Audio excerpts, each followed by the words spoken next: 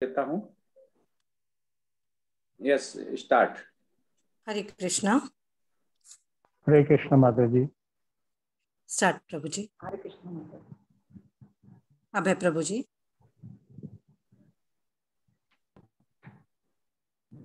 जी। मोहिनी माता जी मंगलाचरण आरंभ करेगी।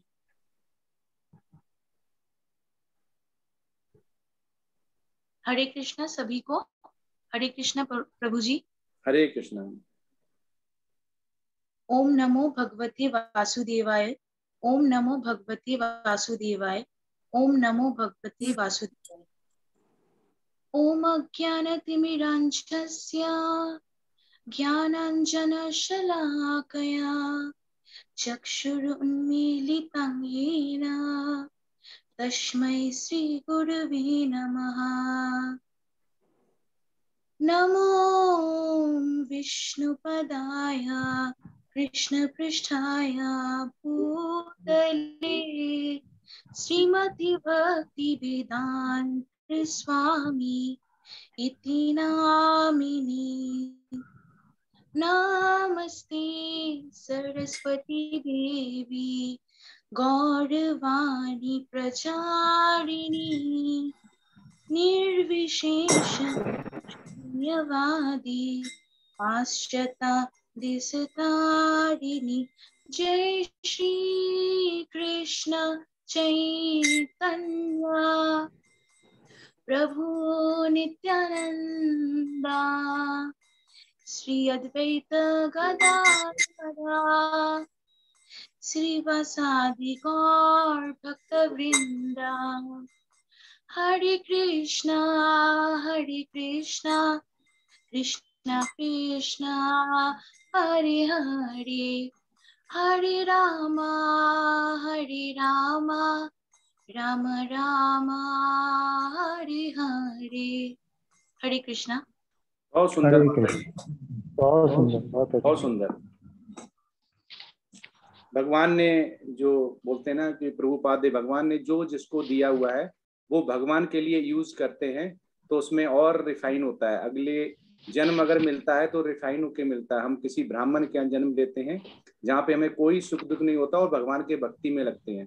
तो जो भी भगवान ने हमें दिया हुआ है, मधुर आवाज है, हमारे पास बुद्धि है, हमारे पास शरीर है, वो सब भगवान के लिए यूज करना चाहिए।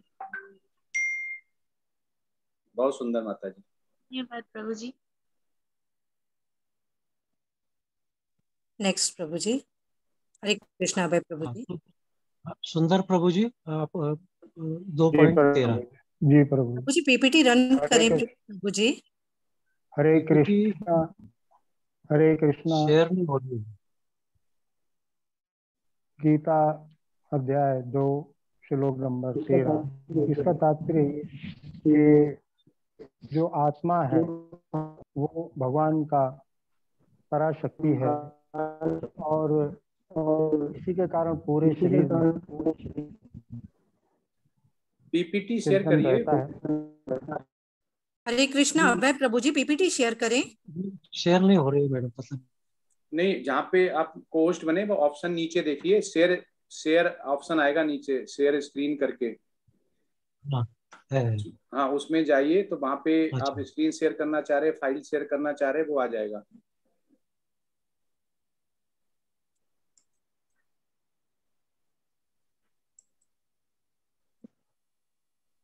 हरे कृष्ण प्रभु जी।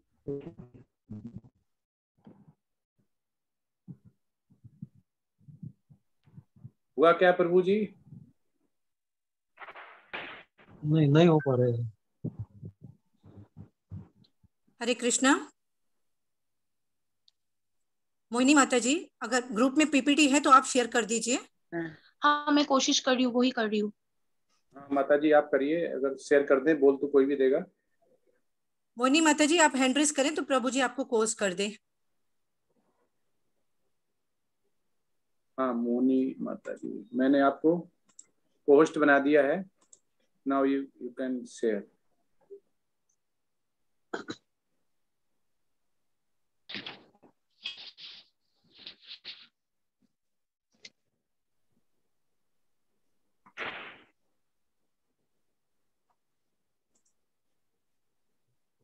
हरे कृष्णा प्रभु जी। हाँ यस प्रभु जी। हरे कृष्णा। हाँ यस गीता प्रभु जी। अध्याय 2 श्लोक नंबर 13। प्रभु जी इसका पहले तात्पर्य ये है कि पहले पीपीटी आ जाए। जी प्रभु। हाँ मोहनी माता जी, व्हाट इज हैपनिंग? प्रभु जी एक्चुअली वो मेरे दूसरे फोन में है, तो मैं ले रही हूँ, उसके बाद शेयर कर रही हूँ प्रभु जी। हाँ करिए। और फर्स्ट में जितना प्रॉब्लम आ रहा है, second group, third group, fourth group, keep ready your presentation, और उसको जो निपुण है और को पहले रन करके देख ले और डिस्प्ले करे, क्योंकि जितना टाइम जाएगा वो उतना ही लेट होंगे हम।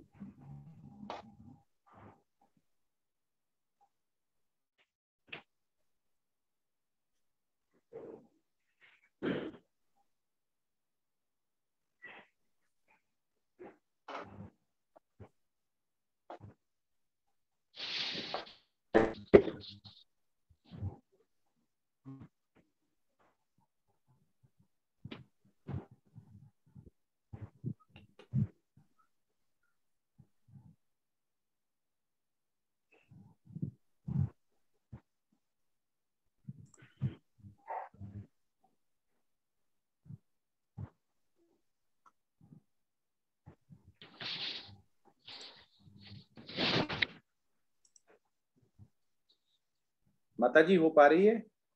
हाँ प्रभु जी, पीपीटी तो आगे, उसके बाद कहाँ से शेयर करना है? नीचे नीचे बॉटम में देखो, शेयर स्क्रीन होगा ऑप्शन। Share screen. हाँ हाँ आया, डॉक्यूमेंट। हाँ डॉक्यूमेंट जो ओपन है वो वाला आप क्लिक करेंगे तो वो शेयर हो जाएगा।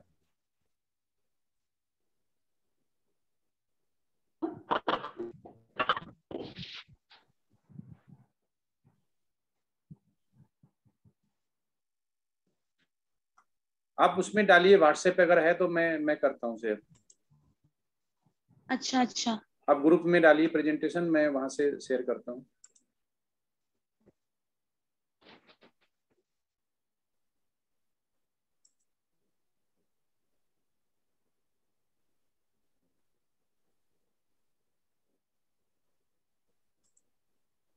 वहां पर तो ग्रुप में सिर्फ एडमिन से मैसेज कर मैं सकते डाल थे। रही हूँ माता जी, मैं डाल रही हूँ। अच्छा अच्छा। हाँ माता जी डालिए। और कौन शेयर कर सकता है? हेल्प कौन कर सकता है? आ गया प्रभु जी। हाँ आ गया, मैं करता हूँ।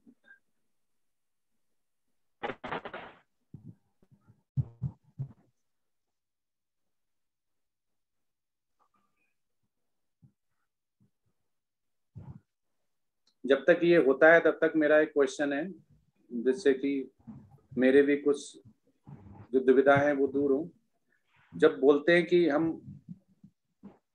यहाँ पे मृत्यु लोक पे आए हुए और हम संपूर्ण नहीं है, तो संसारी जो पुरुष है उसमें श्री प्रपाद ने अपने तात्पर्य में या भगवत गीता में जो संसारी पुरुष के दोष कितने हैं और वो कौन कौन से हैं, कोई बताएगा? हरे कृष्णा प्रभु जी। हाँ यस माता जी। हरे कृष्णा। हाँ जी। अपूर्ण इंद्रियां हैं, त्रुटि करता है, धोखा देने की प्रवृत्ति पाई जाती है और भ्रम में रहता है। हाँ यस, बहुत ये सुंदर। 4 दोष पाए जाते हैं। हाँ, तो इन 4 दोषों को अगर हम निकाल लेते हैं और जान लेते हैं तो संसारी पुरुष से जो शब्द बोला हुआ है, तो हम किधर चले जाते हैं?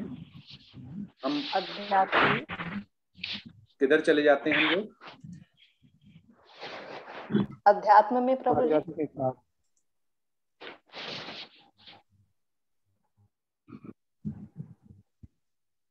तो हमारी क्वालिटीज इंप्रूव हो जाती हैं, क्योंकि ये संसारी पुरुष लिखा हुआ है यहाँ पे, भगवान या देवता नहीं लिखा हुआ है, लेकिन संसारी पुरुष में से ही कोई देवता बन सकता है पर भगवान नहीं बन सकता है। तो ब्रह्मा जी भी क्या है? ब्रह्मा जी का भी टाइम निश्चित है। वो अनादिराद नहीं है, वो गोविंदा नहीं है, वो सर्व कारों के कारण नहीं है, वो ईश्वर नहीं है, वो देवता है। तो हम भी देवताओं जैसी उच्च क्वालिटी गुण ला सकते हैं।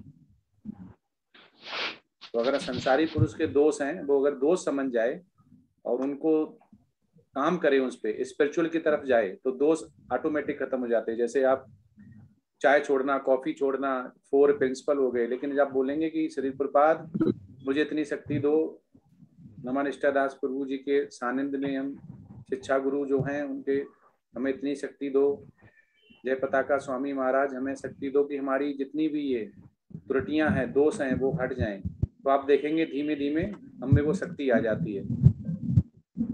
ये डाउनलोड क्यों नहीं होता?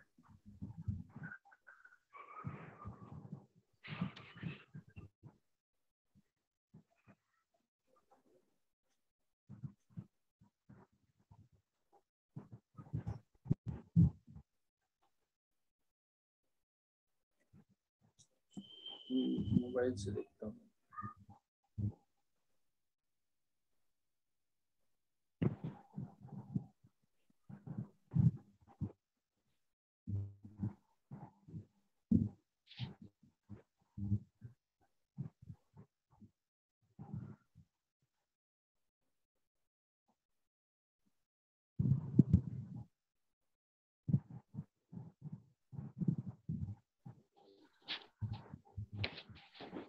Recording in progress. Recording in progress. अच्छा है।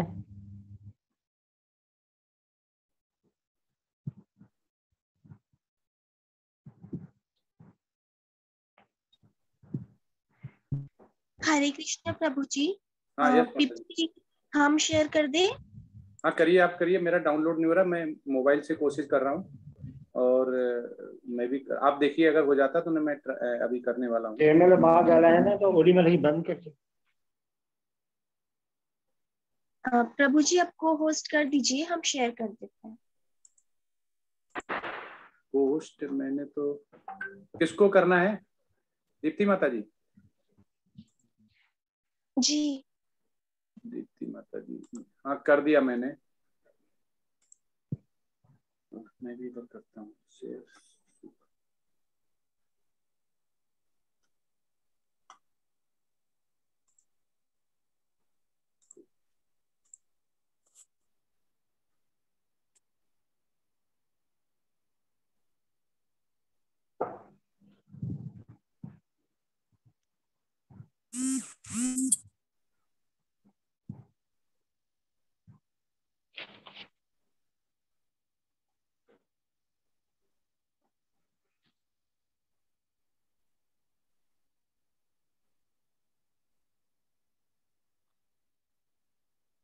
हरे कृष्णा प्रभु जी, स्क्रीन दिखाई दे रही है? अभी तो जी माता जी। अभी तो मैंने अब मैं किया प्रभु हुआ जी है। स्टार्ट कर रही हूँ। अभी किसका ही है? मेरा मैं बंद करूं अपना? ये शायद प्रभु जी आप ही का था। हाँ मेरे ही था। हाँ मैं दोबारा फिर करता हूँ उसको। चलो ठीक है, ये मैंने किया हुआ है।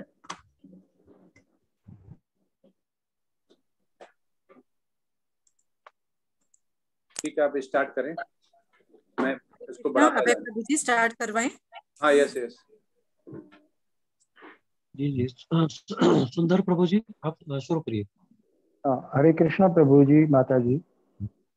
गीता अध्याय 2 श्लोक नंबर 13। प्रभु जी, इसमें भगवान श्री कृष्ण अर्जुन को निमित्त मानकर पूरे संसार को एक संदेश देना चाहते हैं। इसमें बताया गया है कि जो आत्मा है वो इस शरीर में एक अव्यय तत्व के रूप में विद्यमान रहती है और ये निरंतर अग्रसर होती है। बाल्यावस्था से यौवन अवस्था, कुमार अवस्था और बुढ़ापे तक यह जो आत्मा है वह निरंतर अग्रसर है और इसमें कुछ भी परिवर्तन नहीं आता है।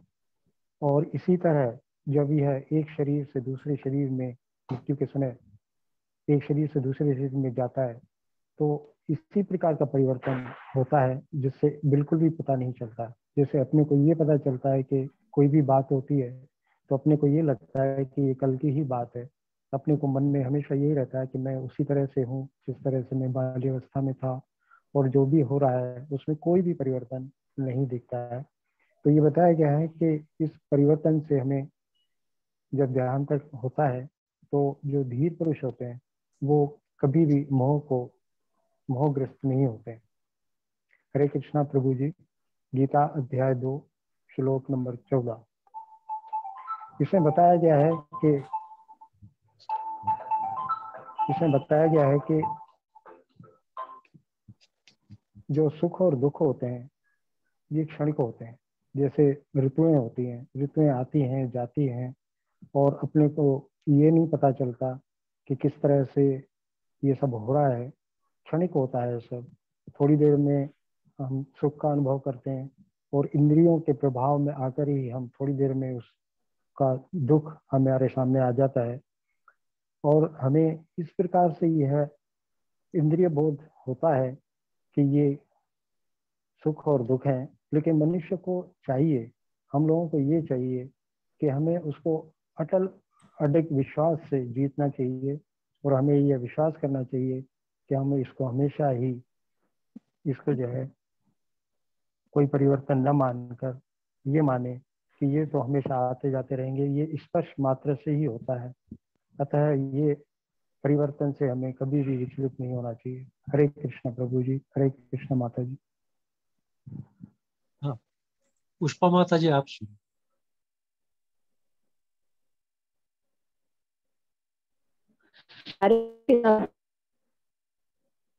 हाँ यस। माता जी वीडियो ऑन करें।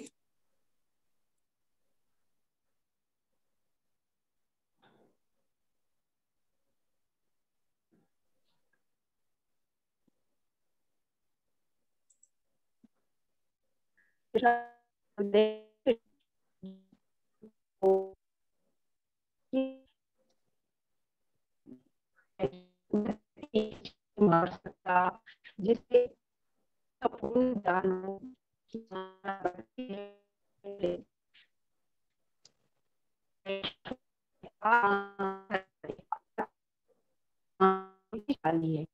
गीता के अध्याय 20 में श्री ने कहा है कि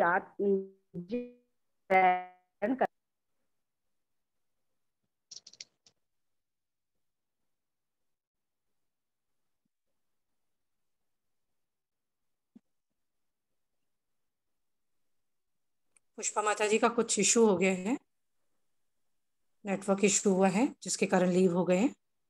हाँ नेक्स्ट ले लेते हैं, वो बाद में कर सकती हैं जी। नेक्स्ट। विनोद प्रभु जी। अभय प्रभु जी, अभी हाँ नेक्स्ट कौन है और कौन सी जी स्लाइड जी। है? हाँ, विनोद प्रभु जी को मैं ही प्रेजेंट कर रहा हूँ। स्लाइड नंबर श्लोका बताइए। 8वां अध्याय का 5वां श्लोक, हाँ यस, 8.5। वही है सामने। जी जी। तो इसमें ऐसा है, मुझे तो ऐसा लगता है कि ये जो श्लोक है दोनों 8वें अध्याय का 5वां श्लोक और 6वां श्लोक, ये जो आज का विषय है आत्मा और देहांतरण, इसका एकदम मूल है पूरा। इसमें इस पूरे जो विषय दिया है आज का, जिसके ऊपर हम पीपीटी बनाई है, इसका ये दोनों अध्याय में सबसे मुख्य जो उल्लेख किया गया है इसमें, जैसे कि बताया जाता है कि हमारे जीवन की जो बैलेंस शीट है वो हमारे जब अंत समय आता है तो हमको सब चीजें याद आने लगती है कि हमने जीवन में क्या अच्छे काम किए और क्या बुरे काम किए।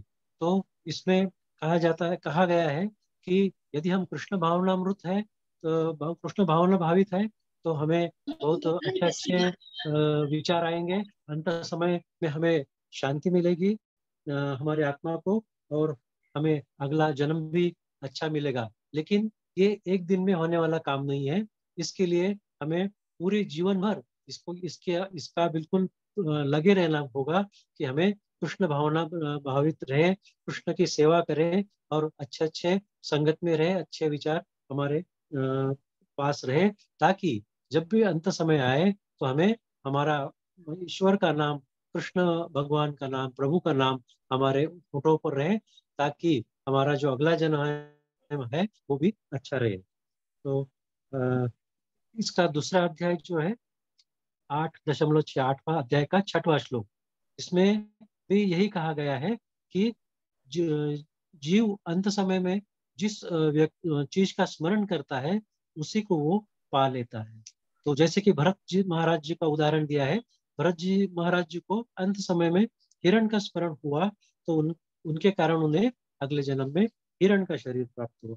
हमें भी ऐसा ही है कि हमें अगर अच्छा योनि में जाना है अगले जन्म में, तो हमें इस योनि में कुछ अच्छे पुण्य कर्म, ईश्वर की सेवा का काम करना पड़ेगा, जिससे कि हमारा जब देहांतरण का समय आएगा तो हमें अच्छा शरीर प्राप्त हो और हमें इस जन्म के साथ साथ अगले जन्म में भी शांति और सुख प्रभु प्रदान करे। तो इसमें हमारा जो भी संचित है उसका हिसाब होता है। हमने जो भी अच्छा काम किया, बुरा काम किया, तो उसका पूरा, इसलिए हम अच्छा अच्छा ही करते रहे तो हमारा अगला जन्म और यह जन्म तो होगा ही होगा, अच्छा होगा। हरे कृष्ण प्रभु जी। हरे कृष्ण। अगर मोहिनी माता जी है। हरे कृष्णा। और किसका बज रहा है वो अपने म्यूट कर ले। Bhagavad Gita chapter 13 verse 20। प्रकृति और पुरुष जीवात्मा दोनों अनादि है। शरीर में होने वाले सभी परिवर्तन और प्रकृति के तीनों गुणों की उत्पत्ति प्रकृति शक्ति से होती है। भौतिक शक्ति को माया या प्रकृति कहा जाता है। भगवान की शक्ति होने के कारण ये तब से अस्तित्व में जब से भगवान है।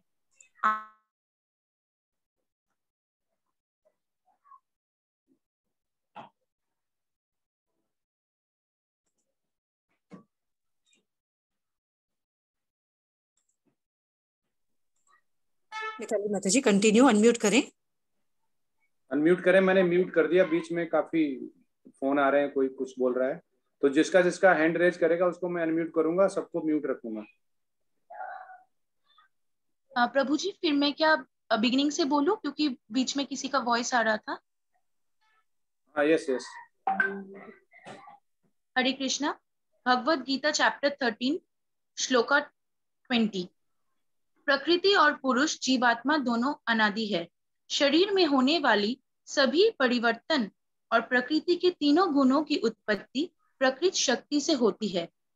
भौतिक शक्ति को माया या प्रकृति कहा जाता है। भगवान की शक्ति होने के कारण ये तब से अस्तित्व में है जब से भगवान है। आत्मा भगवान की जीव शक्ति का अंश है। Bhagavad Gita chapter 13 verse 21। सृष्टि के विषय में प्रकृति शक्ति ही कारण और परिणाम के लिए उत्तरदायी है और सुख दुख की अनुभूति हेतु जीवात्मा को उत्तरदायी बताया जाता है। भौतिक जगत में 84 लाख योनियां पाई जाती है। इन सबके शरीर रूपों की रूपांतरण प्राकृतिक ऊर्जा द्वारा होता है। इसलिए प्रकृति शक्ति संसार के सभी कारणों और परिणामों के लिए उत्तरदायी है। आत्मा अपने पूर्व कर्मों अनुसार शरीर अर्थात कर्म क्षेत्र प्राप्त करती है और अपनी पहचान शरीर, मन और बुद्धि के रूप में करती है। इसलिए ये शरीर के सुखों की कामना करती है। हरे कृष्णा। मिताली माता जी अभी। हरे कृष्णा। भगवद गीता चैप्टर 13 श्लोक नंबर 32 में कहा गया है, परम आदि नहीं है और प्रकृति के गुणों से रहित है। ये हर किसी की शरीर में स्थित है, किंतु ये न कर्म करते हैं न ही प्रकृति शक्ति से दूषित होती है। भगवान सभी प्राणियों की शरीर में परमात्मा के रूप में निवास करते हैं। उनकी कभी शरीर के रूप में पहचान नहीं होती और न ही उनकी उपस्थिति उन्हें किसी प्रकार से पदार्थ बनाने हैं और न ही वो कर्म की नियम यानी जन्म मृत्यु के काल चक्र के अधीन होते हैं। जबकि आत्मा उन सब का अनुभव करती है। भगवद गीता चैप्टर 13 श्लोक नंबर 33। आत्मा चेतना के रूप में पूरे शरीर में व्याप्त रहती है, फिर भी आत्मा शरीर की धर्म से प्रभावित नहीं होती। प्रभु श्री कृष्ण ने अंतरिक्ष का उदाहरण देकर बोला है, जैसे अंतरिक्ष सब कुछ धारण करता है फिर भी अप्रभावित रहता है, ऐसे ही आत्मा भौतिक शरीर में अपनी पहचान के पश्चात भी उसकी दिव्यता अक्षर रहती है। हरे कृष्ण। दीप्ति माता जी अभी। हरे कृष्णा। चैप्टर 16 श्लोक 19 एंड 20। इस श्लोक में श्री कृष्ण जी कहते हैं कि मुझसे द्वेष करने वाले पापाचारी और क्रूर दुराचारी कर्मी नराधरों को मैं संसार में बार बार आसुरी योनियों में ही डालता हूँ। जब हमारी आत्मा एक शरीर को छोड़कर दूसरे शरीर में जाती है तो अपने साथ सारे संस्कार ले जाती है। आसुरी लोग इस वजह से बार बार आसुरी योनियों में ही जन्म लेते हैं। अपने जन्म के दौरान उन्हें लगता है कि वे बहुत आनंद उठा रहे हैं, लेकिन असल में वे कृष्ण के द्वारा दिए गए दंड को भोग रहे होते हैं। जब तमोगुण की बाहुलता होगी तो स्वाभाविक है कि सतोगुण व रजोगुण कम हो जाएंगे। इस संबंध में भगवान मनुष्य के कर्मों की प्रकृति के अनुसार निर्णय करते हैं और इस श्लोक से हम यह भी निष्कर्ष निकाल सकते हैं कि अपने अगले जन्म की प्रजाति, निवास और वातावरण का चुनाव करना आत्मा के हाथ में नहीं है। ईश्वर यह निर्णय व्यक्ति के स्वभाव और कर्म के अनुसार करता है। इस प्रकार से आसुरी लोग निम्न कोटि और निकृष्ट योनियों जैसे सर्प, छिपकलियां और बिच्छुओं की योनियों में धकेले जाते हैं, जो बुरी मानसिकता के पात्र हैं। हरे कृष्णा। हरे कृष्णा। बहुत सुंदर। तो इसमें अभय प्रभु जी ने प्रेजेंट किया है सुंदर प्रभु जी और विनोद प्रभु जी का मैंने नहीं देखा, वॉइस आया क्या? जी प्रभु। मैंने विनोद प्रभु जी को आपने दिया था? प्रभु जी मैंने प्रभु जी भेजा था मैंने। हरे कृष्ण प्रभु जी। विनोद प्रभु जी ने किया है। विनोद प्रभु जी के बदले आई थिंक अभय प्रभु जी ने किया है। जी राइट अभय प्रभु जी? जी जी। अभय प्रभु जी का कुछ मेडिकल इशू हुआ है जिसके कारण ज्वाइन नहीं कर पाए हैं, तो उनके बदले अभय प्रभु जी जिन्होंने पीपीटी बनाई है उन्होंने उनका पोर्शन किया है प्रभु जी। हाँ, तो जिसने एंड किया है वो ये नेक्स्ट दीप्ति माता जी हैं। अभी दीप्ति माता जी का बचा हुआ क्या? फिनिश हो गया? हो गया, फिनिश हो गया प्रभु जी। नहीं, वैष्णव मंत्र जरूर बोलना है। हाँ, वो मैं बोलूंगी प्रभु जी। मोहिनी माता जी प्रणाम मंत्र जो है शुरू करें माता जी, शुरू करें। वंचा कल्पतरुभ्यश्च कृपा सिन्धुभ्येव च पतितानां पावनेभ्यः वैष्णवेभ्यो नमो नमः। अनंत कोटि वैष्णव वृंद की जय। श्रीला प्रभुपाद जी की जय। हरे कृष्णा। हरे कृष्ण। हरे कृष्णा। बहुत सुंदर पीपीटी है, बहुत अच्छा लिखा और क्रक्स लेके आए। तो यही जो निचोड़ बोलते हैं ना कि तात्पर्य में बहुत सारा लिखा होता है, लेकिन हम कैसे लेके आते हैं, हम कैसा समझते हैं। तो आपने बहुत अच्छा किया हुआ है। सारे जो जितने भी चीजें हैं उन्होंने बहुत अच्छा कोशिश किया, बहुत अच्छे अच्छे देखा कि वो अपने शब्द उन्होंने अपने शब्द डाले हुए हैं। तो यही इस एक्सपेक्टेशन होती है कि हम गीता को कैसे समझ पाते हैं। तो धीमे धीमे आप जब आप इस रिकॉर्डिंग को सुनेंगे तो और कर पाएंगे। अब मेरे इसी ग्रुप से जिन्होंने पीपी बनाए उनसे क्वेश्चन है कि आत्मा का जो है वो देह में कहाँ स्थित रहता है, उसका साइज क्या है? क्या उसको हरे कृष्ण प्रभु जी। आत्मा का साइज जो है बाल की जो नोक होता है उसका 10,000वां भाग जो होता है, इतना बड़ा साइज होता है। इसका कहाँ से ये रेफरेंस कहाँ से आता है? गीता में तो नहीं लिखा हुआ है।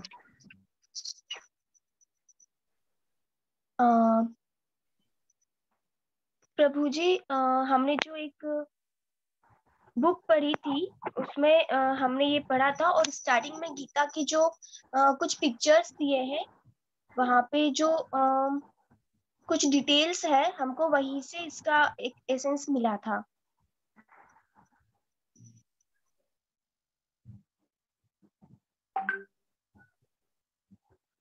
ये श्वेतासर उपनिषद में है और इसका सबसे अच्छा जो मैच करता हुआ जो श्लोका है गीता में 2.19 है, जिसमें या नेमम बेनते हंतारे ये स्वयं मंत्र हतम जो बोला गया है, उसमें ये श्वेतासर उपनिषद से लिया गया है, जिसमें जो आप बता रहे 10,000 में ऐसा होता है, और इसका जो एक्चुअल साइज होता है वो 0.98 इंटू 10⁻⁻5 मिलीमीटर होता है।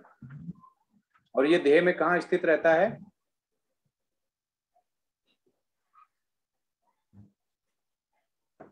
भ्रकुटी में है। हरे कृष्णा प्रभु जी, भ्रकुटी में, मस्तिष्क के बीच में, बहुओं के बीच में। क्या चीज? दोनों आंखों के, प्रभु जी, दोनों आंखों के बीच में जो भ्रकुटी होती है। आत्मा आत्मा वहां पे रहता है। जी प्रभु जी।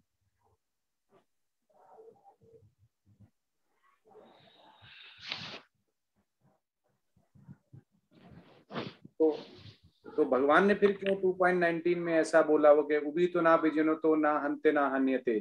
अगर वो भ्रकुटी के बीच में रहता है तो जो ध्यान से बोला गया है कि जो ध्यान से बड़ा ज्ञान और ज्ञान से बोला कर्म त्याग भगवान ने बोला हुआ है, तो फिर वो अगर तो भगवान ने क्यों बोला हुआ है?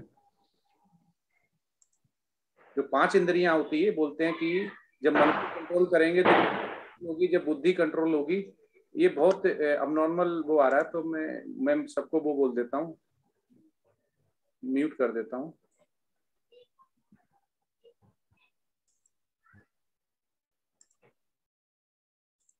डिस्टरबेंस होता है। अब जो हैंड रेज करेगा को-होस्ट के अलावा वही बोल पाएगा। हाँ, तो अभी मेरा फिर सभी डिवोटीज से है, 34 डिवोटीज हैं वहां पे, कि आत्मा का आपने प्रेजेंटेशन बनाई, पढ़ा हुआ है, आत्मा का निवास स्थान क्या है, देह में कहाँ रहता है? फिर मेरा क्वेश्चन है।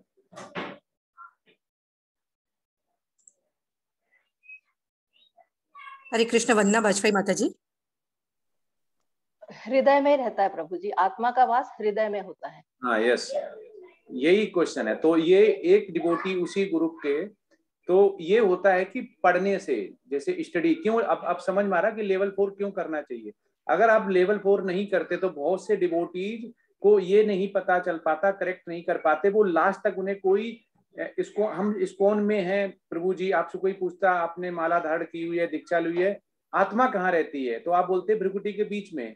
तो आप फील करिए कि सामने वाले पे क्या जाता है कि ये इस्कॉन से जुड़े हुए हैं, प्रभु जी हैं, माता जी हैं, इनको ये है।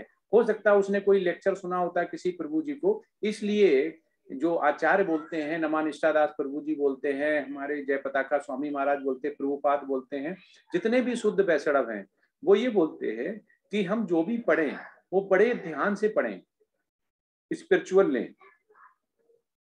तो एक जो होता है कि हम पढ़ते हैं केवल कि हमें केवल बोलना है प्रेजेंट, एक होता है कि हमें स्पिरिचुअल में बहुत आगे जाना है, हमें भगवान को समझना है, तब हम उसको आगे जा पाते हैं। तो इसको हमें समझना होता है, तो समझते हैं तभी हमें रस आता, आनंद आता तो हम और कोशिश करते हैं पढ़ने की। तो इसलिए जो श्वेतासर उपनिषद में इसका दिया गया है कि ये कहाँ पे स्थित रहता है और उसका साइज क्या है। तो आप माता जी ने, मोहिनी माता जी ने सही बताया था, लेकिन जो आत्मा है वो देह में, हमारे हृदय में रहता है। जैसे ही यहाँ से निकल जाता है उसके बाद ये शरीर सड़ने गलने लगता है। बासांसी जीड़ानी बोला हुआ ना, इथा बिहाय नमानि घूमती नरो प्राणी, तो ये भगवान ने खुद बोला हुआ है 2.22 में कि जैसे हम वस्त्र होते हैं पुराने, त्यागते हैं वस्त्रों को, वैसे ही आत्मा पुराने व्यर्थ के शरीर को त्याग कर नए। तो जब हमारा शरीर, जो हमारा भौतिक शरीर है यहाँ पे मेटलिस्टिक में, जब ये निकलता है तो कौन बता पाएगा कि ये इसी रूप में जाता है या इसके बाद जो मिलता है उसका नाम क्या होता है और कैसे हमें पाप पुण्य का होता है? कौन बताएगा कि हमारा अभी भौतिक है, मेरा नाम ये है, मुझे ये भाषाएं आती हैं, जब हमारा डेथ हो जाएगी तो हमारा क्या होगा? कोई बताएगा? प्रभु जी, ये हमारा शरीर जो है वो सूक्ष्म शरीर के रूप में ऊपर जाता है। नहीं, उस शरीर को क्या बोलते हैं? हरे कृष्ण। सुमन लता माता जी। माता जी, हमारी जब भी मृत्यु होती है उसके बाद हमें एक आध्यात्मिक शरीर मिलता है, जो उस सूक्ष्म शरीर के बाद उसको स्पिरिचुअल वर्ल्ड में जाने के लिए। स्पिरिचुअल शरीर मिल गया तो प्रहलाद महाराज और ध्रुव महाराज को स्पिरिचुअल शरीर मिलना चाहिए था। वो तो भगवान के भक्त थे, उन्होंने भगवान के दर्शन किए थे, तब भौतिक शरीर क्यों रहा? प्रभु जी, हमें एक दिव्य शरीर मिलता है और उस दिव्य शरीर के सहारे हम आध्यात्मिक जगत में प्रवेश करते हैं। प्रभु जी, अगर दिव्य शरीर मिल गया तो फिर क्वेश्चन ही नहीं है उसका पाप पुण्य का। फिर तो आपको तो डायरेक्ट दिव्य शरीर मिला हुआ है, फिर तो आप दिव्य आत्मा हो गए और उसके बाद सीधे आप गोलोका जाएंगे। फिर बीच में जो आपने यहाँ पे पाप किया उसका हिसाब कैसे होगा? क्या हमारा शरीर त्यागने के बाद हमारा जन्म तुरंत हो जाता है या 7 दिन बाद होता है, 13 दिन बाद होता है, 1 महीने बाद, या कितना टाइम लगता है? कौन बताएगा? तथा शरीराड़े बोला ना 2.22 में भगवान कृष्ण ने, तथा शरीराय बिहाई जिननाई न्यान संयाति नमान। हरे कृष्ण प्रभु जी, 13 दिन बाद होता है जन्म। कहाँ लिखा हुआ है इसका? एविडेंस भी दें आप।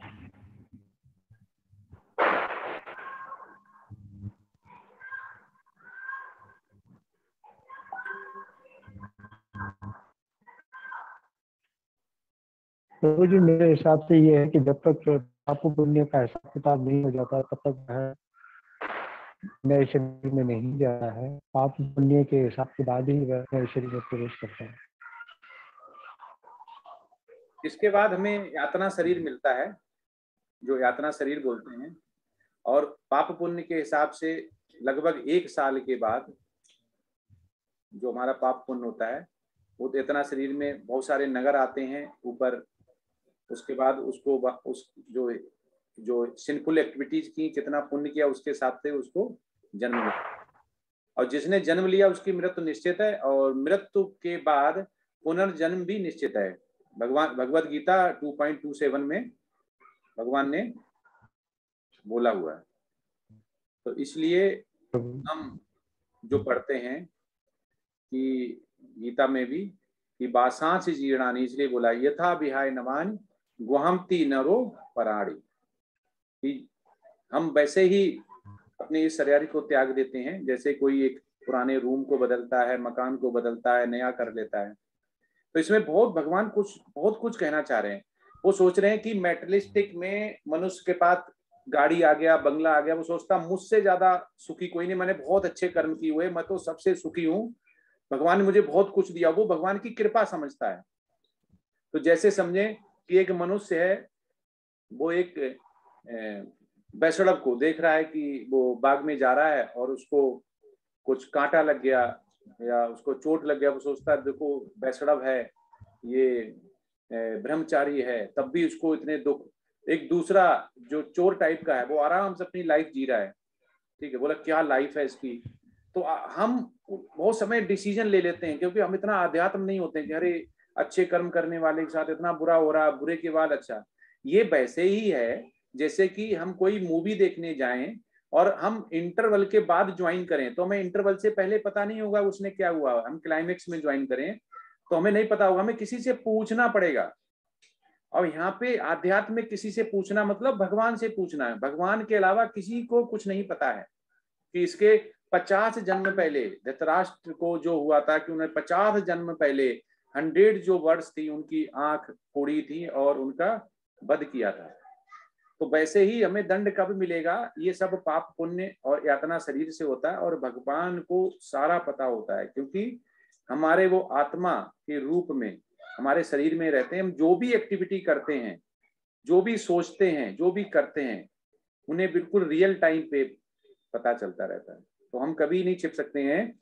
जैसे चीनी हो गई और सॉल्ट हो गया, उसको चाहे आप दिन में खाओ चाहे रात में खाओ, उसका स्वाद सेम रहेगा, उसे कोई मतलब नहीं दिन रात से। ऐसे ही भगवान का है, उन्हें दिन रात से कोई मतलब नहीं, वो आपके हृदय में है। आप चाहे सो रहे हो, जाग रहे हो, दिन है, अंधेरा है, उजाला है, कुछ भी नहीं। हिरण्यकशिपु वो सोच रहा था कि हम ऐसा वरदान ले लें कि अमर हो जाएं, अजर हो जाएं, लेकिन उसको ब्रह्मा जी ने ऐसा वरदान दिया, उसका तोड़ था भगवान श्री कृष्ण के पास, विष्णु भगवान के पास, कि वो नरसिंह रूप में आए। उसने उसका बुद्धि जिसको बोलता है ऐसी कर दी कि उसने वही मांगता गया, जिस हिसाब से उसका मृत्यु के बाद जो उसका जन्म होना है और जन्म के बाद मृत्यु होना है, वो बच नहीं पाया जन्म मृत्यु जरा व्याध से।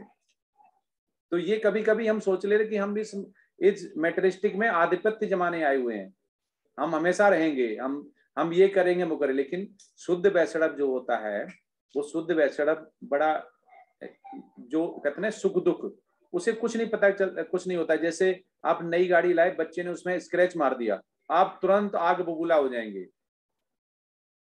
अगर शुद्ध वैष्णव नहीं हुए तो ये जो हम स्पिरिचुअल पढ़ रहे हैं, इसका हमें क्या करना है, हमें ट्रांसफॉर्मेशन करना है कि हम उस लेवल पे आ जाएं जहां अगर हमारे पास पैसा आ जाए, सुख हो जाए, तो हमें ज्यादा खुशी ना हो, और हमारा अगर कुछ बिगड़ जाता है, हमें कुछ हर्डल्स आते हैं वैष्णव बनने के लिए, तो हमें बहुत ज्यादा दुख ना हो। तो ये जो अभी जो अपना ध्यांतरण है, इसमें यही बोला गया कि हमें इतना ज्यादा दुख नहीं होना चाहिए कि हमें कोई डिसीज हुई है, हमें कोई हर्डल आया हुआ है। क्योंकि जैसे ही आप वैष्णव बनते हैं, आप शुद्ध सतोगुणी में जाते हैं, तो ये तो मृत लोग हैं, यहाँ पे सुख दुख लगे रहते हैं, डिसीज आती रहती है, जन्म मृत्यु जरा व्याध रहती है। तो उससे एक जैसा रहना, एक भाव, जैसे बोलते हैं समभाव, यही शुद्ध वैष्णव की निशानी है। इसको ही भगवान एक्सेप्ट करते हैं। भगवान खुद कहते हैं कि हम उसको ही, उस डिवोटी को ही लेते हैं जो कि मुझ में एकाग्र ध्यान लगाता है और अपने कर्म जितने भी करता है उनके फल की इच्छा नहीं करता है। यहाँ पे हम सोचते हैं कि हमने भगवान की थोड़ा पूजा, थोड़ा भक्ति की, तो हम सोचते हैं कि भगवान हम जैसा बोले वैसा हो जाए। तो फिर हम सकाम कर्म, निष्काम कर्म और विकर्म है उसकी तरफ चले जाते हैं। उन तीनों को हमें समझना है, उससे हमें करना। तो जो पीपीटी आपने बनाई हुई है, तो उसमें बहुत अच्छा लिखा हुआ है और इसे सभी लोगों को बोलना है, तो जिससे कि जो कष्ट के कारण जो होते हैं वो हमें ये भी पता चले कि भगवान की जो 64 क्वालिटीज हैं, उन कितनी क्वालिटीज में हम कहाँ पर हैं और कैसे जा सकते हैं। और माता जी ने डाला हुआ कि अपनी अटेंडेंस भर दें, जिसका रिकॉर्ड रहेगा, अटेंडेंस अभी जो आएगा उसी में भरें। अटेंडेंस का लिंक माता जी ने डाला हुआ है। अच्छा, अथा तो ब्रह्म जिज्ञासा का कौन बताएगा, क्या मीनिंग है इसका?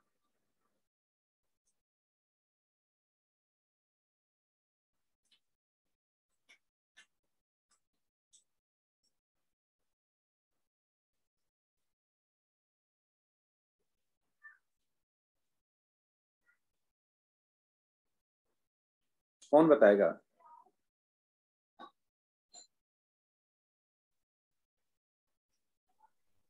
हरे कृष्णा प्रभु जी। आत्म साक्षात्कार।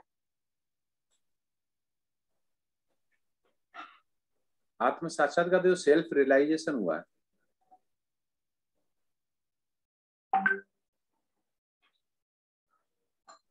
प्रभु जी एक बार रिपीट करना क्वेश्चन। अथवा तो ब्रह्म जिज्ञासा,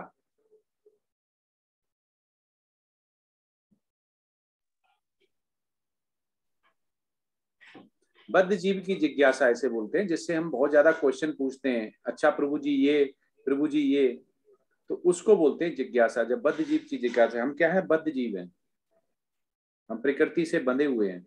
और एक नियंता कौन है, हमारा शक्तिमान कौन है, जिसकी शक्तियां हैं।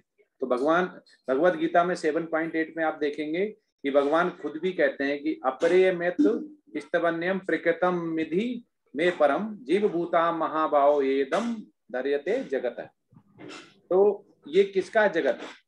ये जिसने बनाया हुआ है, इसका मालिक कौन है? कृष्णा, लॉर्ड। वो अनादिराद गोविंदा, ब्रह्मा जी ने खुद बोला हुआ है ब्रह्म संहिता में। तो जो ईश्वर है भगवान श्री कृष्ण है, वही एक नियंता है। सूर्य है उनका है, रोशनी उनकी है, जिसकी शक्तियां हैं वही शक्तिमान है। तो जीव क्या है? जीव उनका अंश है। तो ये हमें समझना पड़ेगा। तो इसमें जब आप पीपीटी लाएं तो और ज्यादा आप गहराई से सोचें और वो शब्द लाएं जो प्रभुपाद समझाना चाह रहे हैं, तात्पर्य में श्री कृष्ण कहना चाह रहे हैं और अर्जुन पूछना चाह रहे हैं। अर्जुन तो बहुत शुद्ध भक्त थे, सखा थे, उनको राज विद्या भी थी, उनको सब पता था, लेकिन उन्होंने हमारे लिए पूछा, कलयुग के मनुष्य जो हैं उनके लिए पूछा, संसारी पुरुष के जो दोष हैं उसके लिए पूछा। हरे कृष्णा, बहुत सुंदर रहा। अब अगली पीपीटी स्टार्ट कर सकते हैं, आज 2 ही हो पाएंगी मुझे लग रहा है। हरे कृष्णा, ग्रुप बी के सभी डिवोटीज हैंड रेज करें।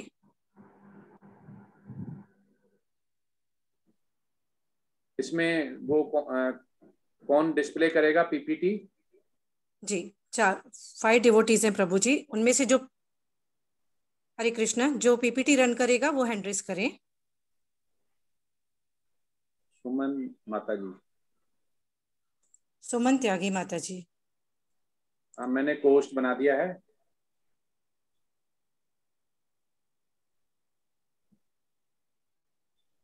यस, हरे कृष्णा। माता जी का बहुत फास्ट हुआ। हरे कृष्ण जी माता जी शुरू करें।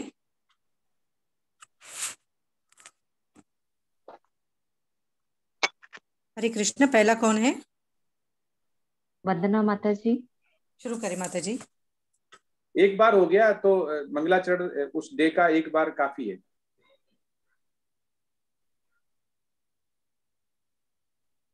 मंगलाचरण दोबारा नहीं करना, ठीक है प्रभु जी। हाँ, एक बार स्टार्ट में करना है बस, उसके बाद नहीं कर। जिसका प्रेजेंटेशन फर्स्ट टाइम होगा जी, वो। जी हरे कृष्णा प्रभु जी। जय श्री प्रभुपाद जी की। एक स्वरूप सिद्ध व्यक्ति के लक्षण टॉपिक पर आज हम लेवल 4 ग्रुप बी प्रेजेंटेशन देने जा रहे हैं। भगवान श्री कृष्ण ने गीता में 18 अध्यायों में जिन श्लोका में स्थित प्रज्ञ व्यक्ति के बारे में वर्णन किया है, उन्हीं बिंदुओं पर आज हम प्रेजेंट करेंगे कि कृष्ण भावना भावित व्यक्ति का सर्वप्रमुख लक्षण क्या होता है। वह केवल कृष्ण तथा उन्हीं से संबंधित विषयों के बारे में बोलता है। उसकी वाणी भगवान धाम की चर्चा में लगी रहती है। हाथ भगवान का मंदिर साफ करने में, आंखें भगवान के दर्शन स्वरूप को देखने में, नाक भगवान के चरणों पर अर्पित फूलों की सुगंध लेने में, जीभ तुलसी दलों व प्रसादम ग्रहण करने में, पांव भगवान धाम की यात्रा में, सिर भगवान को नमस्कार करने में और उसकी इच्छाएं भगवान की इच्छाएं पूर्ति में ही लगी रहती हैं, जिसका उदाहरण अम्बरीश महाराज का दिया गया था। आत्मज्ञानी व्यक्ति की चेतना भगवान में है, वह स्थिर बुद्धि रहता है, उसका विशुद्ध मन आत्मा में संतोष प्राप्त करता है, जिसको भगवान ने गीता श्लोक 2.54 से 61 में जिसका वर्णन दिया है। उसके बाद भगवान ने कृष्ण भक्ति द्वारा इंद्रियों पर नियंत्रण करने के बारे में श्लोका 58 से 60 तक बताया है कि भक्ति द्वारा ही इंद्रिय विषयों पर नियंत्रण संभव है, इंद्रिय भोग पर संयम पाना संभव है और स्थित प्रज्ञ व्यक्ति अपनी सभी इंद्रियों को आत्मतुष्टि में ना करके भगवान की सेवा में लगाता है, जिसका उदाहरण सपेरा और कछुआ के अंगों के लिए दिया गया था। अल्प ज्ञानी लोग यम नियम आसन प्राणायाम प्रत्याहार धारणा ध्यान विधि आदि का प्रयोग करते हैं, परंतु कृष्ण प्रेम रस का रसास्वादन करने के बाद स्थित प्रज्ञ व्यक्ति के लिए जड़ चेतन भौतिक वस्तुओं में कोई रुचि नहीं रहती। और उसके बाद श्लोका 62 से 67 में भगवान ने इंद्रियों की इच्छा और मन के विचलन से कैसे इंसान का पतन होता है इसके विषय में बताया है कि इंद्रिय भोग का चिंतन जब हम करते हैं उससे आसक्ति आती है, काम, आसक्ति से काम, काम से क्रोध, क्रोध से पूर्ण मोह और स्मरण शक्ति भ्रमित होती है, उससे बुद्धि नष्ट होती है और मनुष्य पुनः भवकूप में गिर जाता है। अतः कृत्रिम ढंग से भौतिक वशों से नहीं बचा जा सकता। इंद्रियों को भगवान की केवल दिव्य सेवा में लगाकर ही भौतिक चेतना के शिकार से हम बच सकते हैं। कृष्ण भावनामृत में तुष्ट स्थित प्रज्ञ व्यक्ति के ही संसार के तीनों ताप नष्ट हो जाते हैं और तुष्ट चेतना होने पर बुद्धि शीघ्र ही स्थिर हो जाती है। इसी तरह भगवान ने श्लोक 70 से 72 में वास्तविक शांति की प्राप्ति सिद्ध कैसे हो हमें ये बताया गया है। जैसे भक्त अपनी पूर्णता के कारण इच्छाओं से विचलित नहीं होता, कभी भी दिव्य प्रेमा भक्ति में रहकर जय विजय सुख दुख भय क्रोध आदि के अनुभव से वह दूर रहता है। इच्छाओं की आपूर्ति से वह दुखी नहीं होता अगर उसकी इच्छा पूरी न हो। भव बंधन से मोक्ष की कामना भी नहीं रखता। श्री कृष्ण के नित्य दास के रूप में वो अपनी यथार्थ स्थिति को जानकर सदैव शांत चित्त रहता है। प्रत्येक जीव कृष्ण का अंश स्वरूप है और जीव की शाश्वत स्थिति कभी ना तो कृष्ण के तुल्य हो सकती है और ना उनसे बढ़कर। इसी वास्तविक ज्ञान को जानकर वह परम शांति की प्राप्ति करते हैं। परम सत्य है कि ब्रह्म और भौतिक पदार्थ एक दूसरे से सर्वथा विपरीत हैं। वह यह जानकर ब्रह्म निर्वाण की अवस्था को प्राप्त कर पाता है। जीवन का अंत होने से यदि पूर्व ब्रह्म निर्माण की अवस्था अगर वो प्राप्त कर लेता है तो यह ब्रह्म प्राप्ति जैसा ही है। जो कृष्ण भावना अमृत में स्थित होता है वह निश्चित रूप से भगवत धाम में प्रवेश कर चुका होता है, जिसका उदाहरण खंडवाक महाराज जी का दिया गया है। हरे कृष्णा प्रभु जी। हरे कृष्ण। बहुत सुंदर माता जी। हाँ, सुमन कुलर माता जी। हरे कृष्णा। हरे कृष्णा माता जी। सभी को दंडवत प्रणाम। हरे कृष्णा। जिन मनुष्यों के मैंने ये लिया है भगवत गीता के 4थे चैप्टर से 19वें श्लोक से मेरा श्लोक है। जिन मनुष्यों के समस्त कर्म संसारिक सुखों की कामना से रहित हैं तथा जिन्होंने अपने कर्म फलों को दिव्य ज्ञान की अग्नि में भस्म कर दिया है, उन्हें आत्मज्ञानी संत बुद्धिमान कहते हैं। और अपने कर्म फलों के आसक्ति को त्याग कर ऐसे ज्ञानी जन सदा संतुष्ट रहते हैं और ब्रह्म अक्षरों की पर निर्भर नहीं होते। कर्मों में संलग्न रहने पर भी वे वास्तव में कोई कर्म नहीं करते। और कुछ योगी संसारिक पदार्थों की आहुति देते हुए यज्ञ द्वारा देवताओं की पूजा करते हैं। अन्य लोग तो उसमें वास्तव में आराधना ही करते हैं। वह परम सत्य ब्रह्म रूपी अग्नि में आत्मा आहुति देते हैं। और सच्चे ज्ञानी जो है वह महापुरुष एक जैसे ब्राह्मण, गाय, हाथी, कुत्ते, चंडाल सभी को वह संभाव जो है दृष्टि से देखता है, क्योंकि ज्ञान के चक्षुओं द्वारा वह समदृष्टि से देखते हैं। वह मनुष्य ही योगी हैं जो शरीर के त्यागने से पूर्व कामनाओं और क्रोध की वेग को रोकने में समर्थ होते केवल वही अहंकार में सुखी रहते हैं। ऐसे सन्यासी भी जो सतत प्रयास के क्रोध और काम की वासनाओं पर विजय पा लेते हैं, वह अपने मन को वश में कर आत्मलीन हो जाते हैं। वे इस जन्म में और परलोक में भी माया शक्ति के बंधनों से मुक्त हो जाते हैं। हरे कृष्णा प्रभु जी। हरे कृष्णा। बहुत सुंदर माता जी। हरे कृष्णा प्रभु जी। प्रभु जी मेरा ये स्क्रॉल करना पड़ेगा। हाँ, ये माता जी करेंगी जिसके कंट्रोल है जिसके। हाँ जी बस। हरे कृष्णा सभी को दंडवत प्रणाम।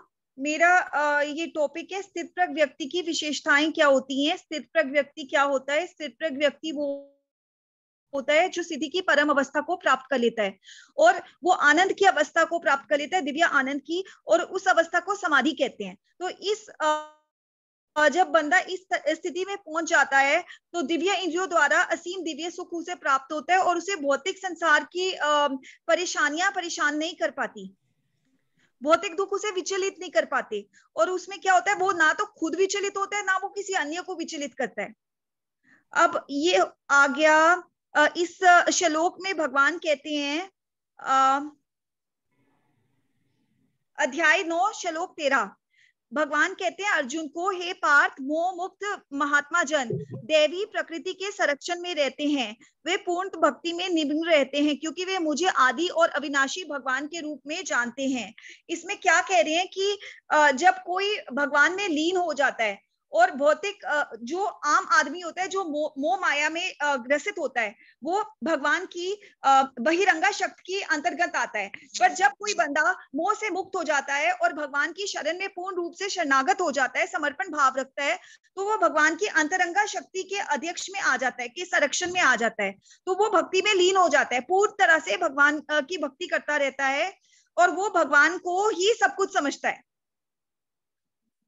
तो अब महात्मा के बारे में बता रहे हैं अगले श्लोक में कि महात्मा के लक्षण क्या होते हैं। महात्मा कौन होते हैं? महात्मा वो होते हैं जो भगवान का कीर्तन करते हैं, दृढ़ संकल्प के साथ प्रयास करते हैं, भगवान को नमस्कार करते हैं, भक्ति भाव से निरंतर भगवान जी की पूजा करते हैं। अब अगले श्लोक में ये बता रहे हैं कि भगवान जी को कौन से भक्त अत्यंत प्रिय हैं। तो वो अत्यंत प्रिय जो भगवान को भक्त हैं वो शुद्ध भक्त होते हैं। और शुद्ध भक्त कौन होते हैं? शुद्ध भक्त वो होते हैं जो सुख दुख, मान अपमान, निंदा प्रशंसा, यश अपयश में संभाव रखते हैं। उनके लिए मिट्टी सोना सब बराबर, और वो किसी से द्वेष भाव नहीं करते और सभी के दयालु मित्र होते हैं, और वो संतुष्ट होते हैं, आत्म संतुष्ट होते हैं, और सहनशीलता होती है और आत्म संयमी होते हैं। तो भगवान जी कहते हैं कि जो इस भक्ति के अमर पथ का अनुसरण करते हैं और जो भगवान को ही अपना चरम लक्ष्य बनाकर श्रद्धा सहित पूर्ण रूपेण संलग्न रहते हैं, लगे रहते हैं, वे भक्त भगवान को अत्यधिक प्रिय है। हरे कृष्णा। बहुत सुंदर माता जी, बहुत अच्छा कमांड। हरे कृष्णा प्रभु जी, हरे कृष्णा माता जी, दंडवत प्रणाम। श्रील प्रभुपाद की जय। भगवत गीता के 14वें अध्याय के 22वें से 26वें श्लोक तक स्वरूप सिद्ध व्यक्ति के लक्षण, आचरण और शुद्ध स्थिति कैसे प्राप्त की जाए, उन साधनों का वर्णन हुआ है। स्वरूप सिद्ध व्यक्ति वह होता है जो आत्म साक्षात्कार को प्राप्त हुआ होता है। वह प्रकृति के 3 गुणों से अप्रभावित रहता है, इसलिए उसे गुणातीत कहते हैं। वह भौतिक जगत से अनासक्त और भगवान के प्रति आसक्त होता है। वह सारे कार्य संतुष्टि के साथ करता है। वह ना किसी से द्वेष करता है, ना ही किसी वस्तु को प्राप्त करने की आकांक्षा। ऐसा व्यक्ति इंद्रिय तृप्ति के विषयों से अप्रभावित रहता है। स्वरूप सिद्ध व्यक्ति मिथ्या अहंकार से मुक्त होता है। वह जानता है कि वह शरीर नहीं आत्मा है, इसलिए वह आत्मा के आध्यात्मिक गुणों, सत्य, चित, आनंद की अनुभूति करता है। स्वरूप सिद्ध व्यक्ति शरीर को मिलने वाले मान अपमान से प्रभावित नहीं होता। वह कृष्ण भावनामृत में रहकर अपने कर्तव्य निभाता है। सुख दुख, जय पराजय से विचलित नहीं होता। शत्रु और मित्र को समान भाव से देखता है। शत्रु के साथ भी मित्रवत व्यवहार करता है। सोना और मिट्टी पत्थर उसके लिए समान होते हैं। तो नीचे करिए, ऊपर हो गया है, नीचे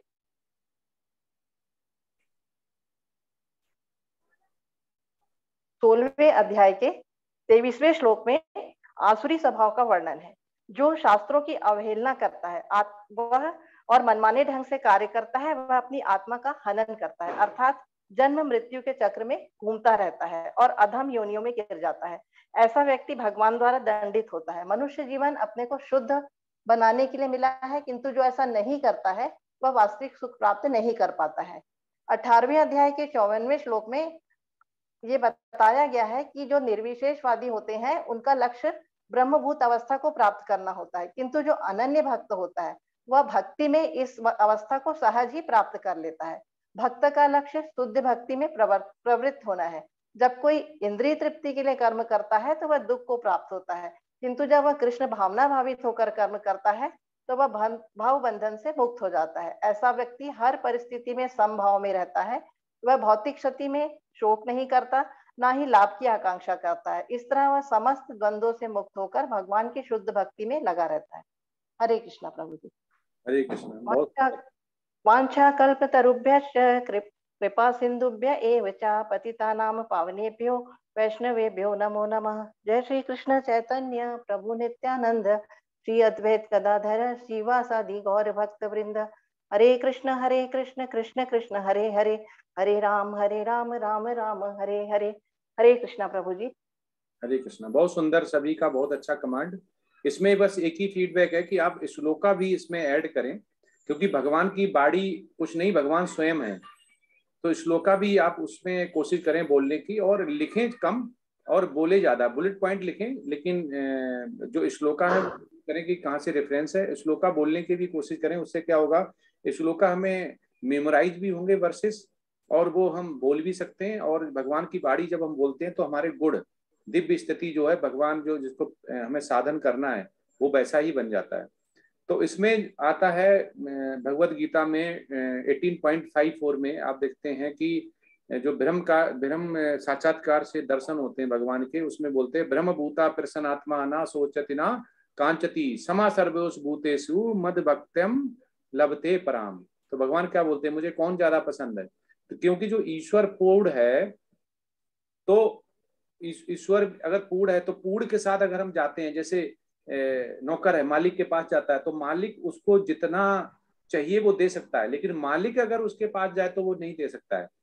तो इसलिए बोलते हैं कि कृष्ण भावना भावित में रह के वो भी पूर्ण हो जाता है, जो पूर्णम है, जो ईश्वर है, जो अनादिराद है, जो सब कारणों के कारण है, वो हमें पूर्ण कर देता है। तो इसीलिए जब हम पूर्ण हो जाते हैं तो इस हम मृत्यु लोक पे भी वैकुंठ तुल्य संभाव रखते हैं, हमें यही वैकुंठ लगता है। और जो शुद्ध भक्त होता है उसको मोक्ष नहीं चाहिए, उसे भगवान की शुद्ध भक्ति चाहिए होती है। तो इसमें ये आता है जो आपने अभी दिया, इस ग्रुप से मेरा क्वेश्चन ये है कि जो साधना भक्ति आप समाधि लेके आए थे यहाँ पे, तो समाधि के कितने चरण हैं, अब वो चरण क्या क्या हैं, कोई बताएगा? आपने बीच में प्रेजेंटेशन में बोला था ना समाधि।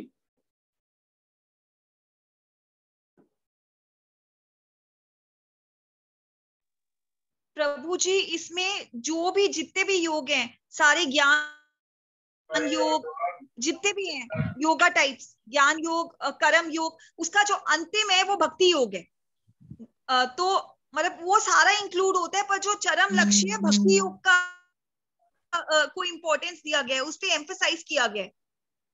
माता जी हम भक्ति योग की बातें नहीं कर रहे हैं, हम समाधि की बात कर रहे हैं। समाधि भक्ति योग को ही कहते हैं, भक्ति योग की अवस्था को। प्रभु जी यम नियम आसन प्राणायाम प्रत्याहार धारणा ध्यान, उसके बाद समाधि। हाँ यस, बहुत सुंदर। क्या ये समाधि हमें कलयुग के लिए रिकमेंड की है श्री कृष्णा ने? अर्जुन को क्या बोला? नहीं प्रभु जी, उन्होंने बोला प्रभु जी। तो क्या बोला प्रभु जी? उन्होंने कहा कि ये अष्टांग योग विधि कलयुग में संभव नहीं है अब, क्योंकि कलयुग में ये बहुत अप्रत्यक्ष और बहुत असंभव है। इसमें हमें सिर्फ केवल कृष्ण नाम और भक्ति योग द्वारा ही हम संभव है कलयुग में। प्रभु जी हरे कृष्णा मंत्र जो है वो हमारे लिए बहुत उचित माना गया है कलयुग में। प्रभु जी ये माना गया कि हर कर्म हम कलयुग में भगवान कृष्ण के लिए करें। अर्जुन को यही निर्देश दिया गया था कि तुम मेरे लिए ये कर्म कर, तुम मेरे लिए युद्ध लड़, जय पराजय की तू चिंता ना कर, तू मेरे लिए ये कर्म कर। कर्म फल का त्याग करना है, कर्म फल की आसक्ति त्याग करनी है, कर्म फल का फल भी भगवान को अर्पण कर देना है और सिर्फ भगवान के लिए वो कर्म करना है, सेवा भाव। नहीं माता जी वो ठीक है, अगर वो कर्म जो अर्जुन ने किया तो भगवान के लिए तो क्षणिक मात्र था, वो तो सुदर्शन चक्र छोड़ते अब वो मिली सेकंड माइक्रो सेकंड में जाता, दद काट के वो विनाश कर देते। जैसे उन्होंने जब अपना विराट रूप दिखाया तो उसके अंदर वो देख रहे हैं कि सारे क्रस हो रहे हैं, सारे मर रहे हैं, अर्जुन ने देखा तो वो कर सकते थे, उन्होंने अर्जुन को ही क्यों कर्म करवाया, ये क्वेश्चन है। प्रभु जी उन्होंने अर्जुन से कर्म कलयुग को संदेश देने के लिए कराया कि हम अपने कर्मों से विमुख नहीं हो सकते, हमको कर्म में रहते हुए ही कृष्ण को अर्पित करते हुए कर्म करना है।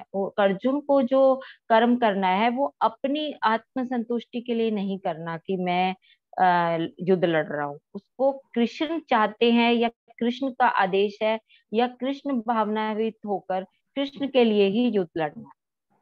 बहुत सुंदर माता जी, अरे बहुत सुंदर। तो किसमें कौन से श्लोका में बोलते हैं भगवान, किस श्लोका में बोलते हैं ये?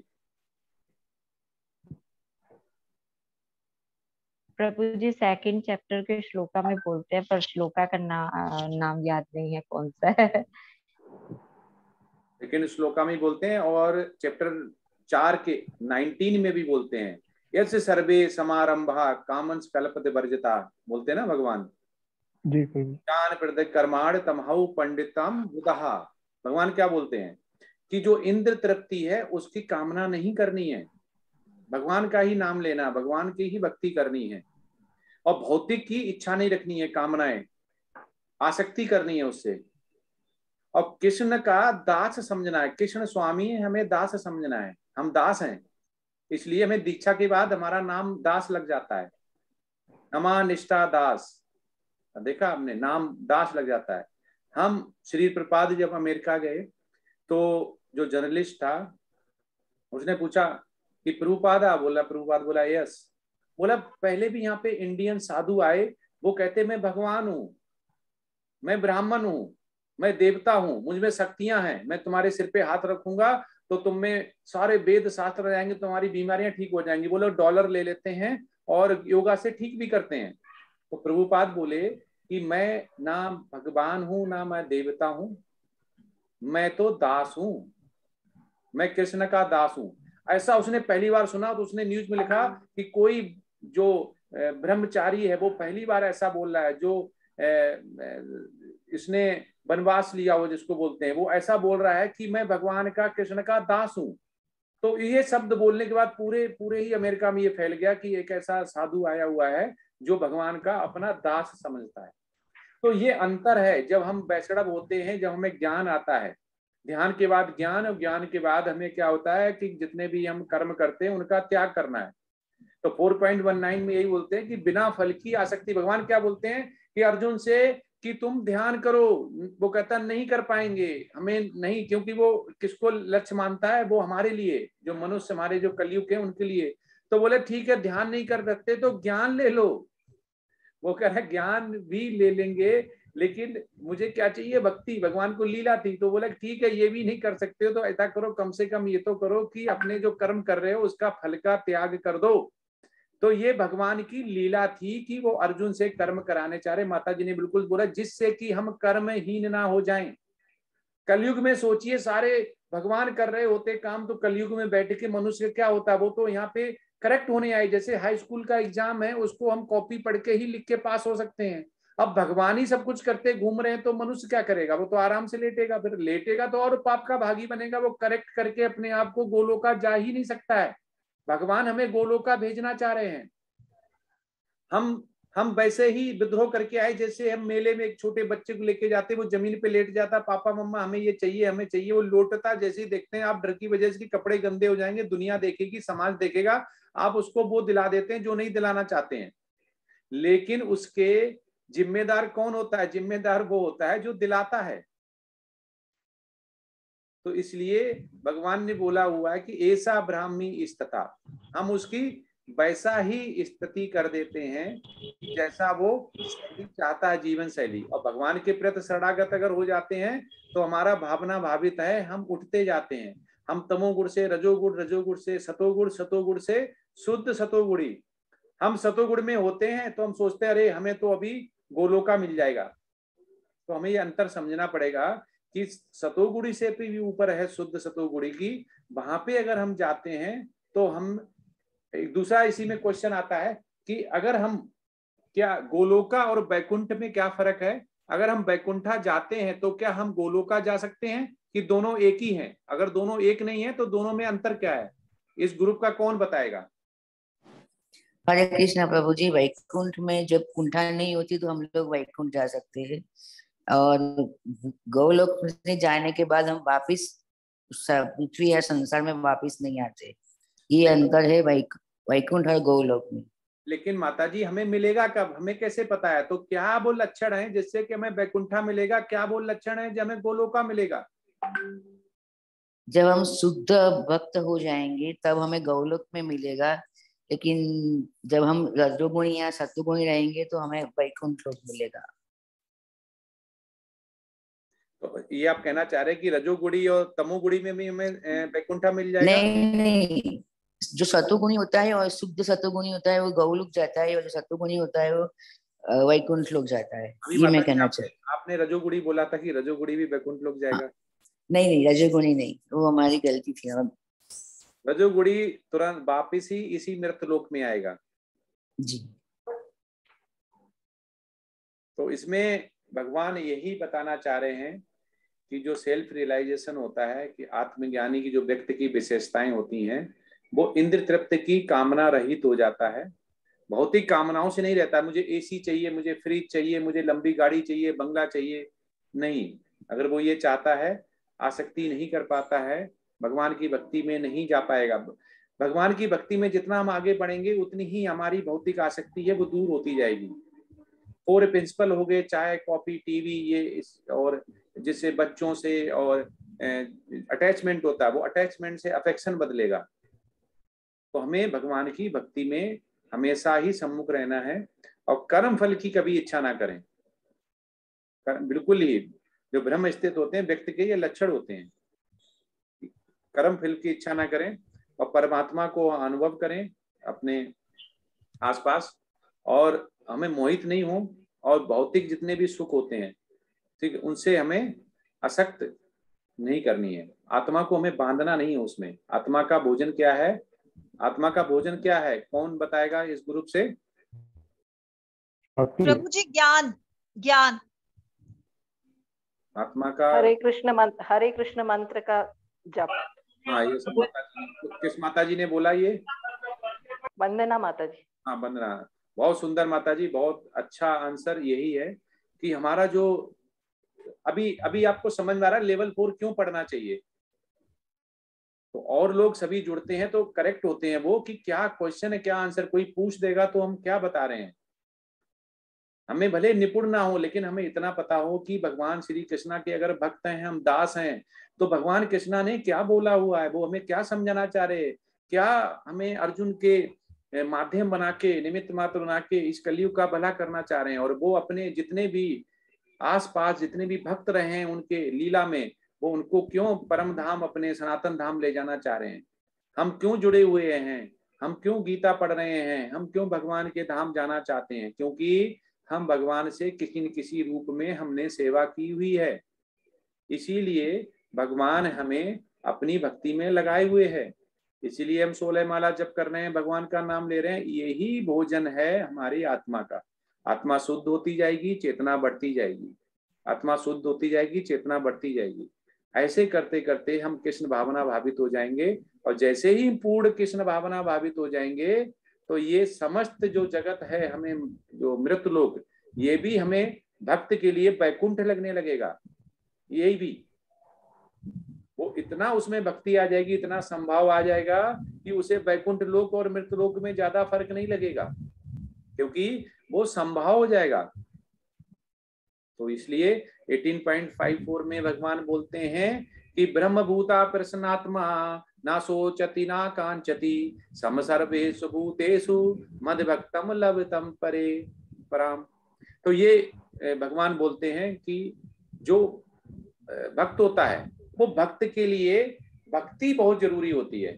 वो कुछ भी बदले में नहीं चाहिए उसे, और उसको चाहे वो सर्दी हो, गर्मी हो, बैकुंठ हो, स्वर्ग हो, कहीं पे भी हो, उसे केवल भगवान की भक्ति करनी है। सारे हुए उसे बैकुंठ लोक लगते हैं, जहाँ कुंठा नहीं होती है। जब आपकी कुंठा खत्म हो जाएगी तो ये भी बैकुंठ हो जाएगा, और बैकुंठ लोक जाएंगे वो भी बैकुंठ रहेगा। क्या हम अगर बैकुंठ लोक या स्वर्ग जाते हैं, क्या हम वहां से गोलोका जा सकते हैं? ये अगला मेरा क्वेश्चन है। हाँ जी प्रभु जी। कैसे जा सकते हैं माता जी? मुझे भी जाना है, आप बताएंगी? प्रभु जी वही भगवान कृष्ण पे अपना ध्यान जोड़ के हमें, मतलब जो हमें शुद्ध सतोगुण में आना पड़ेगा। नहीं, आप बैकुंठ लोक तो पहुंच गए, तो बैकुंठ लोक में कौन मिलेगा? बैकुंठ लोक में देवी देवता होंगे, तो वहां पे भी वही होगा जैसे यहाँ पे है 4 चीजें, जन्म, व्यधा, मृत्यु एंड जरा। तो मतलब अगर वहां पे भी बैठ के बंदा भक्ति करता है और भगवान में कृष्ण भावना भवित हो जाता है, तो उसको चांसेस हैं कि वो ऊपर भी जा सकता है, और अगर नहीं करता तो डाउनफॉल भी हो सकता है। नहीं माता जी, आप कह रहे हैं कि वैकुंठ लोक में देवी देवता होंगे। वैकुंठ लोक तो वो विष्णु जी का होता है, वैकुंठ लोक। तो अभी आपने बोला देवी देवता होंगे। नहीं, वो गलती से निकल गया। वैसे वैकुंठ लोक विष्णु जी का होता है, पर जो शुद्ध सतोगुणी होते हैं, जो कृष्ण जी के भक्त होते हैं, जो भगवान कृष्ण के किसी अन्य रूप की पूजा नहीं करते, जो सिर्फ उनके कृष्ण जी का ही पूजा करते हैं, वो उनका गोलोक वृंदावन का होता है, और वहां से उनका दोबारा पुनः आगमन नहीं होता। यस माता जी, बहुत सुंदर। तो बहुत सुंदर रही प्रेजेंटेशन। हर्षा माता जी 2 ही करते हैं। ठीक है प्रभु जी। और ये मैं पोस्ट कर दूंगा रिकॉर्डिंग, जिससे कि और भक्तों को इससे थोड़ा आइडिया मिले और वो अपना मॉडिफाई रिवाइज वर्जन लेके आए, जिसमें कि वो बुलेट पॉइंट हो और काफी डीपली, जैसे अभी क्वेश्चन आंसर हुए, तो जितना भी हमारी दुविधाएं हैं डोइल्ड है वो खत्म हो जाए कि क्या भगवान कहना चाहते हैं, और अर्जुन से अर्जुन क्यों क्वेश्चन पूछता है, हम उससे क्या समझते हैं, कैसे हम इम्प्लीमेंट करते हैं, और कैसे भगवान को हम भक्ति रूप में, जो साधना भक्ति से फिर हम भाव भक्ति में, फिर प्रेमा भक्ति की तरफ जाते हैं। तो वो कड़ियां आनी चाहिए कि ये साधना भक्ति ये है, भाव भक्ति ये है, प्रेमा भक्ति ये है, ये शुद्ध सतोगुणी है, इससे इस श्लोक में जाएंगे, ऐसे वापिस आएंगे, ये भगवान ने यहाँ पे बोला हुआ, ये रेफरेंस आना चाहिए। तो ये होना चाहिए। अगली बार अगली क्लास में हम लोग नेक्स्ट 2 प्रेजेंटेशन जो बची हुई उनके लिए अभी टाइम भी है। आज स्टार्टिंग फर्स्ट डे था, तो अभी किसी का कोई क्वेश्चन हो वो पूछ सकते हैं, किसी भी डिवोटीज का कोई डाउट हो प्रेजेंटेशन में, कोई फियर हो, कोई डर हो कि अरे ये क्या है, तो इससे हमें कोई वैल्यू एडिशन नहीं हो रहा है स्पिरिचुअल में, या कोई किसी तरह का क्वेश्चन पर्सनल और स्पिरिचुअल पूछ सकते हैं अभी। हरे कृष्ण। सुधा देवी माता जी अनम्यूट करें। हरे कृष्णा प्रभु जी। हरे कृष्णा। हाँ प्रभु जी, मेरे को क्या है कि इन चीजों का नॉलेज ही नहीं है, पीपीटी बनाना करना। तो उस तरह से मैं क्या हुआ, ग्रुप में ज्वाइन तो हुई मैं, लेकिन मैं फिर मतलब बाहर हो गई। तो मुझे कुछ समझ में नहीं आ रहा है कि मैं कैसे करूँ करके। माता जी थोड़ा गाइडेंस करिए। माता जी, मैंने पहले बोला हुआ, ये हम कोई पीपीटी नहीं सिखा रहे हैं, ना मेरे गुरु की आज्ञा है, नमा निष्ठादास प्रभु जी की आज्ञा नहीं है पीपीटी सिखाने की। हमें आध्यात्म स्पिरिचुअल सीखना है, जिसको हम प्रेजेंट करें और डिवोटी से लर्न करें, अपने आप को करेक्ट करके वो गोलोका जाएं, ये है। तो आप केवल मोबाइल में टाइप करके उनको भेज दीजिए, जो लीडर हैं, जो आपको करवाएं इसको। ठीक है।